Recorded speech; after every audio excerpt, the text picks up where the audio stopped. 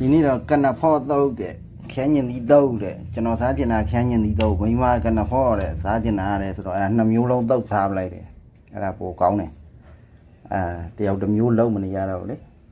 ဒါတော့ကနဖောလေးတွေဈေးထဲမှာမနေ့ကတွေ့လို့ဝယ်လာလိုက်တယ်ကနဖောတုတ်စားတာအရန်ကောင်းပါတယ်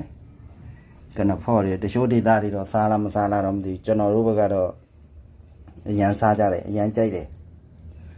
ဒါတော့ကနဖောတုတ်တယ်ပထမဆုံးကျွန်တော်ကြက်သွန်နီတို့ခန်းချင်းသီးစိမ်းတို့အဲ့ဒါလေးတွေအကုန်လုံးလီးထည့်ပြီးကနဖောလေးပလေးညက်ဒီပဲဆန်လေးနဲ့ငရုတ်သီးစိမ်းလေးနဲ့ကြက်သွန်ဖြူနဲ့ထောင်းဒါတော့မြေပဲဆန်လေးထောင်းထည့်ရပါလိဒါစားနည်းနည်းချုံမုံလေးနည်းနည်းအဲ့လိုလေးထည့်ပြီးတော့တုတ်စားပါဒါစီကြက်ပါအရန်စားကောင်းပါတယ်လို့တုတ်စားကြည့်ကြပါဒါတော့ခန်းညင်ဒီတုတ်လေးပေါ့နော်ဒီဘက်ကခန်းညင်ဒီတုတ်ဒီဘက်ကတော့ကနဖောတုတ်